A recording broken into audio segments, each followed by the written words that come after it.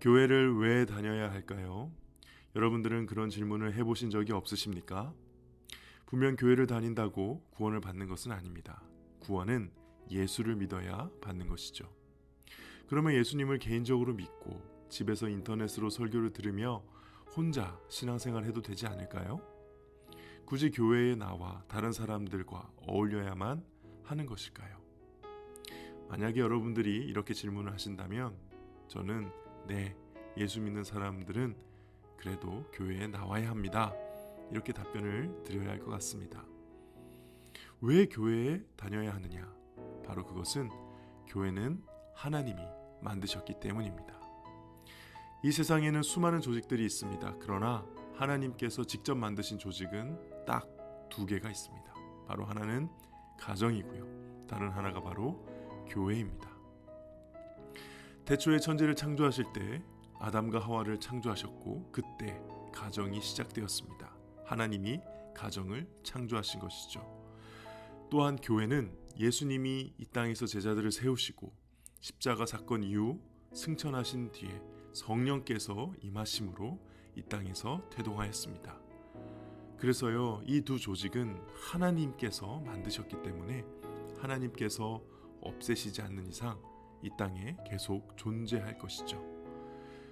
그렇게 우리가 왜 교회를 다녀야 하느냐 이렇게 묻는다면은 이것은 왜 우리에게 가정이 필요한가 라는 이 질문과 같지 않을까 저는 그렇게 생각합니다.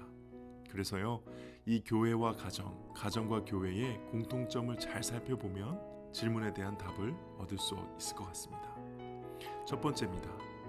교회와 가정의 공통점, 확장입니다. 가정은 끊임없이 확장을 하죠. 아내가 될 사람을 새롭게 만나고 남편이 될 사람을 새롭게 만납니다. 그리고 자녀들도 어떻게 보면 새롭게 만나는 것이고요. 나중에는 사위와 며느리, 손주들도 만나게 되며 확장되죠. 교회도 마찬가지입니다. 새로운 사람들을 교회에서 계속 만나게 됩니다. 누군가가 전도를 해서 또 초청을 받아서 교회에 나오고 또 데리고 오고 이런 일이 반복되면서 교회가 커져가고 확장되죠. 이처럼 건강한 가정과 건강한 교회는 확장하는 모습을 가집니다. 두 번째 교회와 가정의 특징, 안식입니다.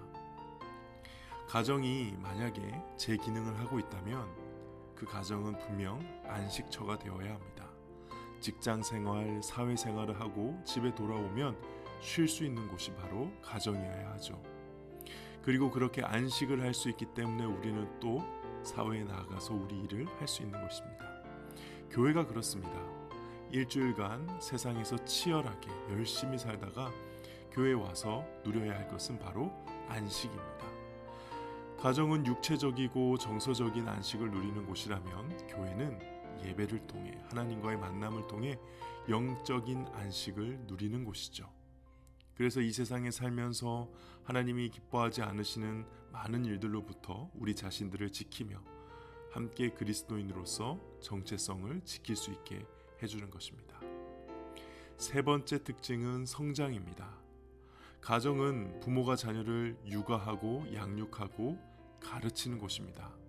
지금은 이 가르침의 기능이 학교와 학원에 많이 넘겨져 있지만 그래도 원래 가정은 한 아이가 태어나 자라는 데 있어 많은 것을 가르쳐야 하는 학교와 같은 곳이 가정입니다. 그래서 부모는 아이가 만나는 첫 번째 선생님이죠. 교회도 마찬가지입니다. 교회도 가르치는 곳입니다. 그냥 예배하고 교제하고 만나서 노는 것이 전부라면 그 교회는 필요가 없을 겁니다. 교회는 무엇보다도 성도가 영적으로 성장할 수 있도록 훈련하고 양육하는 영적인 학교인 것이죠. 그러므로 제대로 된 교회는 성도를 성장시키기 위해 노력하는 것입니다. 마지막 특징, 파송입니다. 가정은 가정에만 있기 위해 존재하지 않습니다. 가정이 있다는 것은 가정을 베이스 캠프로 세상에 나가야 한다는 것이죠.